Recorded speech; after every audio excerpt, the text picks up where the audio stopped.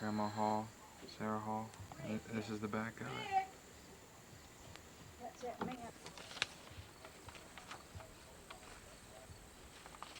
This telegram wants to blow away.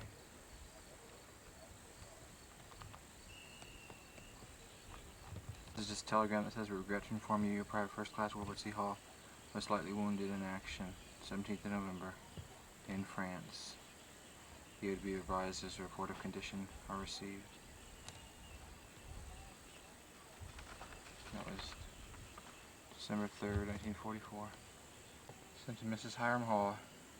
Have a boy. Arrived at 1:15 a.m. May 22nd. Baby and I are fine. At Ward 73A, Oak Knoll Naval Hospital, Oakland, California. Love, Letty.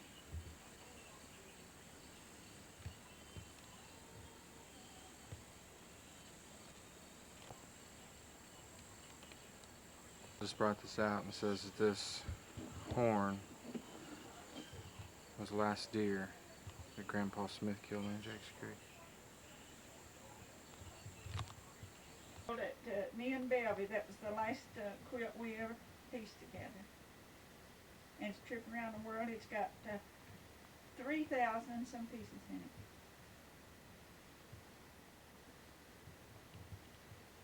Around the world too, the same quilt top, but it's different colors, you see.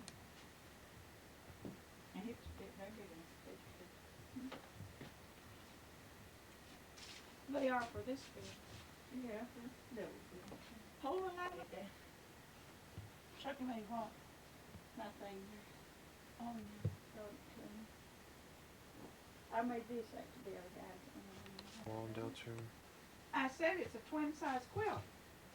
Not a double. Frank. At the old place, Grandpa's when Mother was about, I guess 4 years married to Daddy.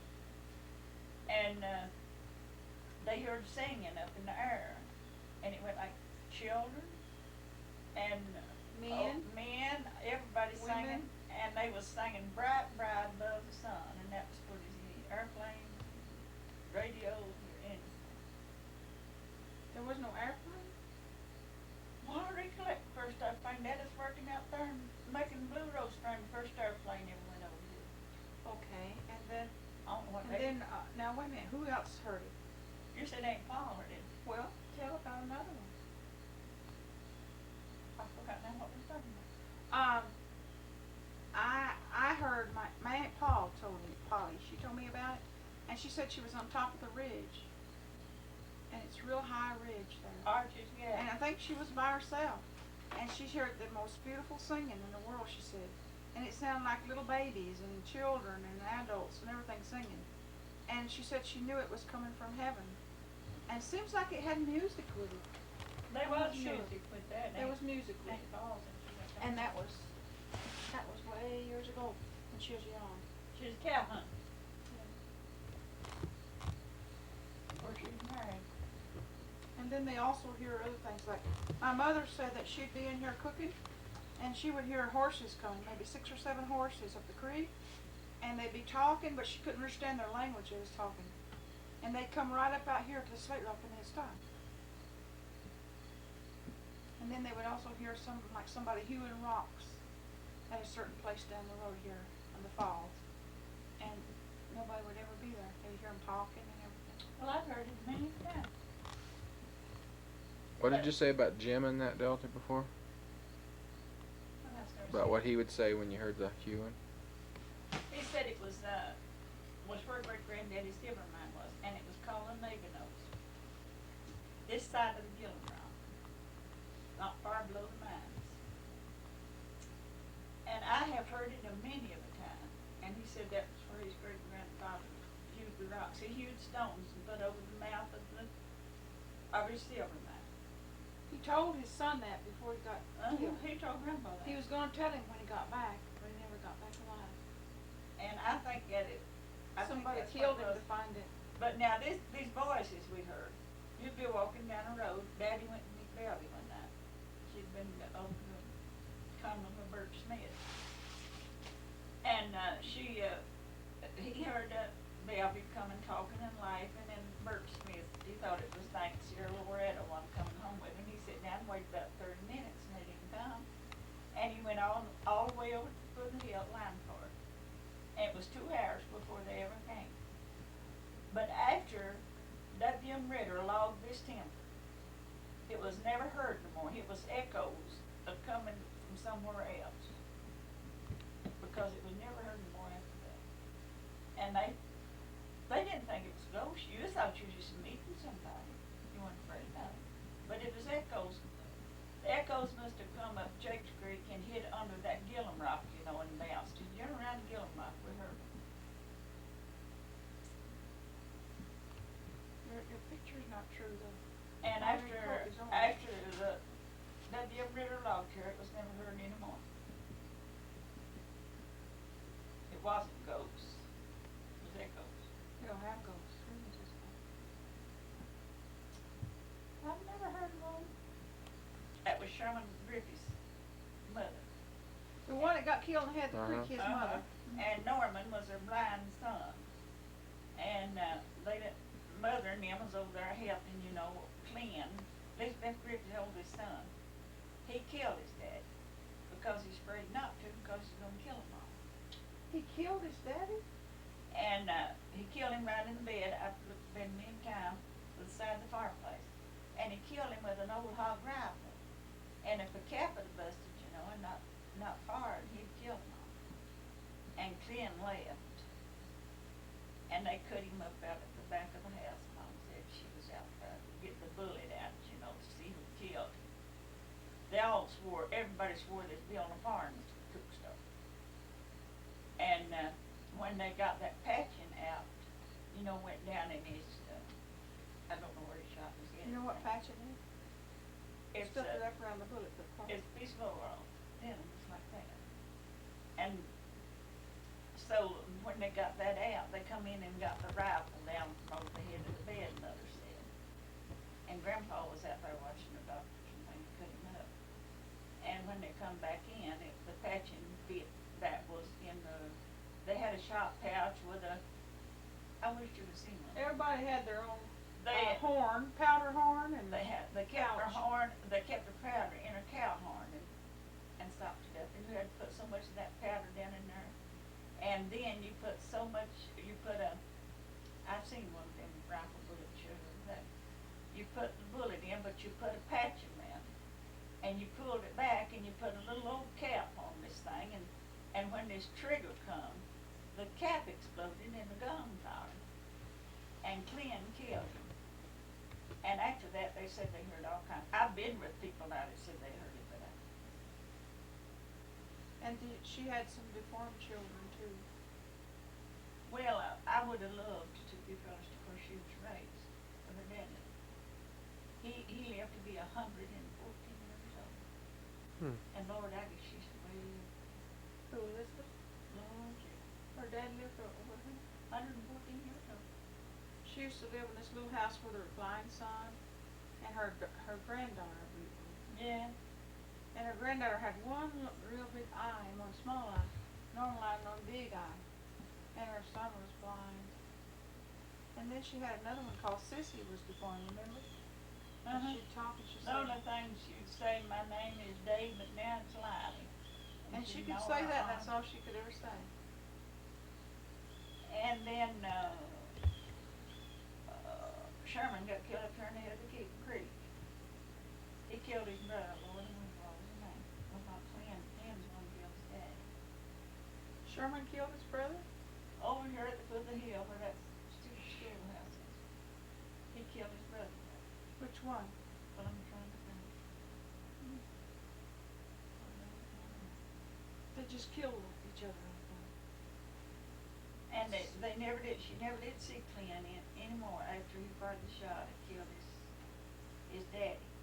And Where- mother and Elizabeth Creek had been somewhere after Flair. And there was a man come along and got to talking to him, and she was talking about her book, crying and talking about Clint and wanting to see him. And he told her that a man chopped his brains out in Virginia in the mines. And his name was Clint Griffith, so that's his oldest son. That was Clint and Sherman and Will and Why did he kill him? They was hot-tempered people, let it that stage. I mean, why did they kill Quinn? Well, he got into it with a man in the mines and he chopped his brains out. It was my grandfather. And, Alfred, what was his name? Was there a D in there? I don't know what it is. A.D. Hall. A.D. yes. A.D. Hall, Yes. yeah, A.D. Hall was Alfred Hall. Just had a D in it for his mother's middle name, probably. And his, Maybe. and my grandmother was a Lewis, and she was born on Coon Creek in Leslie County. And her name was Elizabeth Lewis. And her grandfather had slaves, and she stayed with her grandfather down here at Sand Hill. And he would, they would go ginsenging when he wasn't working on the farm in the fall, and they'd give him the ginseng 6 days a week, and on the 7th day, he'd let them keep all the ginseng and pay them for it. And he heard them laughing one Sunday, and he went up on the hill, and they was playing marbles, and laughing and telling about how much ginseng they'd hid through the week, you know. And he didn't say anything about it, but still he paid them for the ginseng. And Grandfather Hall was born on the head of Clover Lick Creek. And Grandmother Hall was born in Leslie County, and he was born in Arlington County.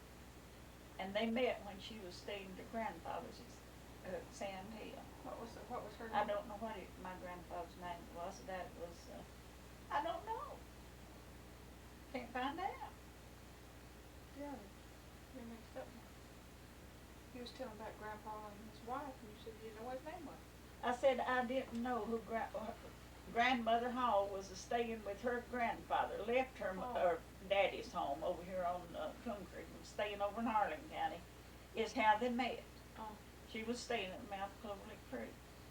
But now Ari may know who she was down with. And they were married in, where were they married at? They was married in Curry County, wasn't they? And Harlan, I don't know. how many children did they have? Well, they had Surrey Ann Dixon. She married Ben Dixon, was the oldest.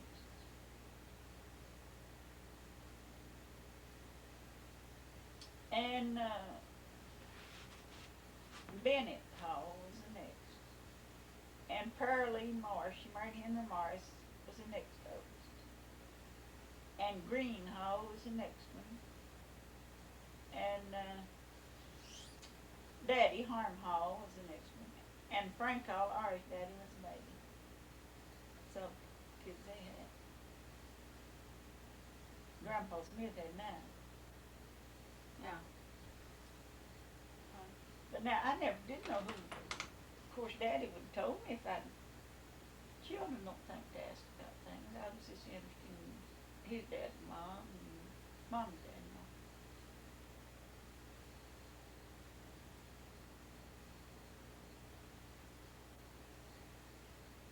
But I planned to go over on Coon Creek this fall and hunt up the place where my grandmother was raised. And where did they all live? They lived on Coon Creek. His kids, when they got married? Well, Aunt Surrey Ann lived on Turkey Creek. And she had how many children? She had 9 children, and I can tell you all their names. And what was her husband's name? Ben Dixon. And Pearlie Morris married Henry Morris and lived on top of the Middle Spur, but she died down at Harm at her son's house. And she had how many children? She had 9. Oh, she's fine. And Uncle Frank Hall married Nancy Jane Hall, and she had 9 children. Well, gee, 3 of them had 9 children. And my daddy married, Harm Hall married Sarah Smith, and she had 6 children, 3 girls and 3 boys. And Bennett, his first wife, he had 3 children by his first wife. Ella was her name, but I don't know who she was. She had 4. 4 children, I guess. Well, I can't think of that 4th one. 4 drowned. And they drowned in a washout, tide up on Clover Lick Creek. A storm. A storm at Big Moxon. And then he remarried, and he had 3 children by Laura Smith, Paulus, and Melbourne and Melvin. And one of the boys died when he was about 3. He was about 2 years old when he Yeah. died. And That this was, is Uncle and Frank. I said Uncle Frank had 9 children right next to me. Oh. Which one did I miss? I don't know. I didn't hear you say that. I said Pearlie and Won't you play it back and see what? Uncle Greenhall married, I really forgot what her name was. Susan.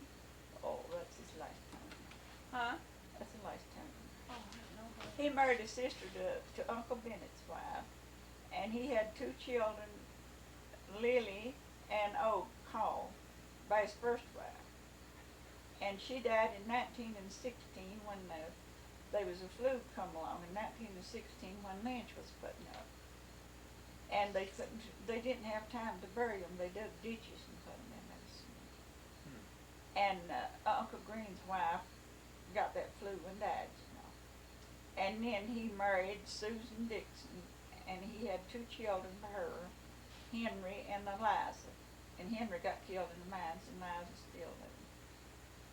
That must have got him on. I forgot Uncle Green. So did you guys spend as much time around these aunts and uncles as you did the Smiths?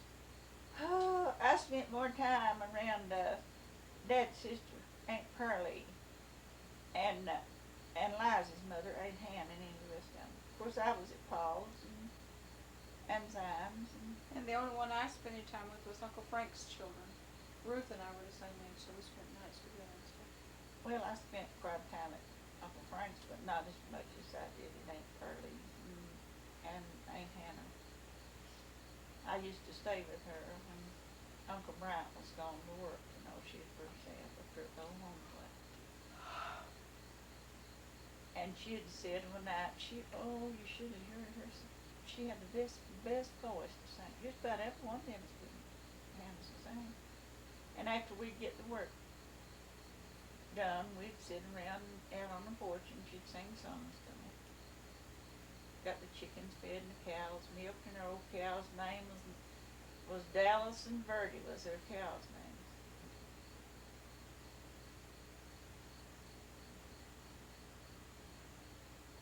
But Uncle Dick's and Uncle John's, I've never had it till after Dick was old, and I'd stay with them at Murraystown. Mom would never let us go around them because they were different than us. We've never had to go around them, and Uncle L, I never did see him, you know. My mom and dad had a clean home, and there was nothing bad here, and they didn't want us to go around stuff for drinking.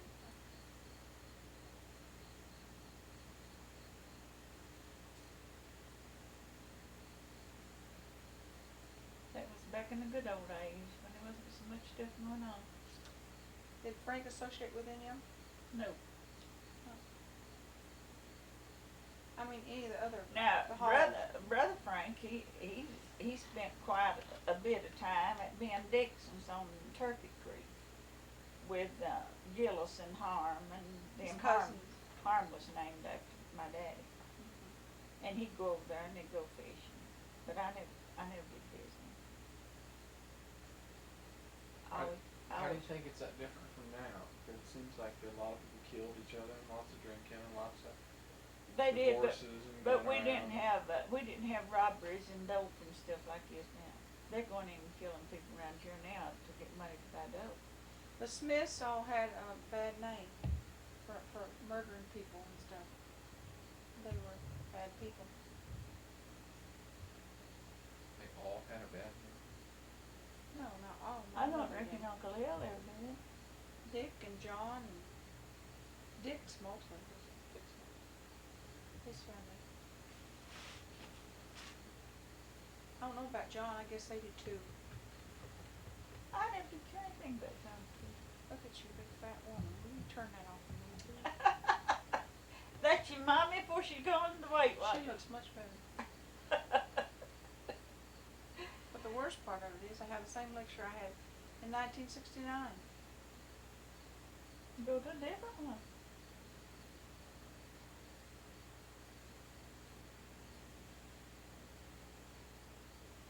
I couldn't believe it when he said that.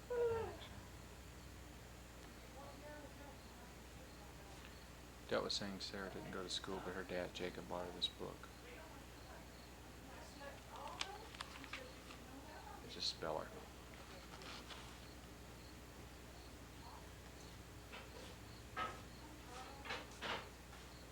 Blueback speller. It's a thin book. His Uncle Jim Hall's McGuffey's Fifth Eclectic Reader. In later years, the kids wrote all through this. Jim didn't do that.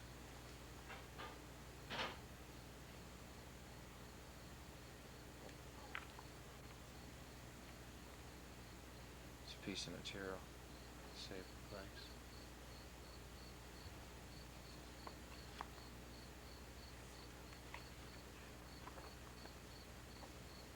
Looks like Lizzie wrote in it quite a bit. Her name is seen through it. This binding here was stitched on. I've wandered to the village, Tom. I've sat beneath the tree, up on the schoolhouse playground that sheltered you and me. But none was left to greet me, Tom, and few were left to know. We played, who played with me up on the green just 40 years ago. The grass is just as green, Tom, and barefooted boys at play. We're sporting just as we did then, with spirits just as gay.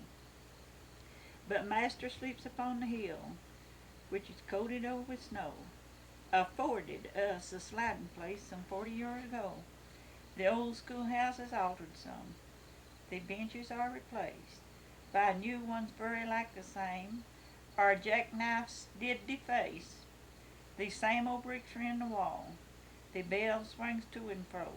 It's music just the same, dear Tom. It was 40 years ago. There he is with his dog kneeling down to drink, you know. This spring that makes me think, Dad. This spring that bubbled beneath the hill, close by a spreading beach, is very low. It was once so high that we could hardly reach. And kneeling down to take a drink, dear Tom, I started so to think how very much I've changed since 40 years ago. Nearby the spring upon the elm, you know I cut your name. Your sweetheart's just beneath it, Tom, and you did mine the same. Some heartless wretch has peeled the bark. It's dying sure but slow. Just as the one whose name you wrote died 40 years ago. My lids have long been dry, Tom, but tears come in my eyes. I thought of her I loved so well, those early broken ties. I visited the old churchyard, and flowers there did S-T-R-E-W strew up on the graves of those we loved just 40 years ago. Some in the churchyard lie, some lie asleep beneath the sea, and none are left our old class except in you and me. And when our time shall come, Tom, and we are called to go, I hope we meet with those we loved some 40 years ago. So you read that a lot, huh? He would sit and he knows that by heart. Every word of it. He sure did. That was Uncle Jim. That was Uncle Jim. And there he is. That tree, though, what hurts me is bad. It looks just exactly like that birch tree that Dad got his name some 70 years ago.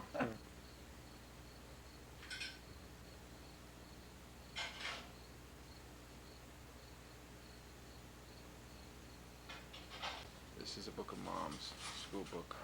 There's her name right there.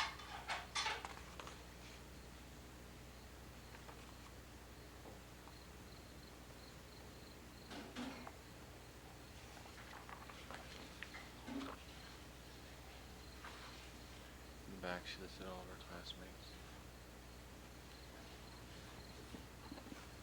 This is an algebra book. She was at Lady Hall, Gilly, Kentucky, several times in there. In there and again over there.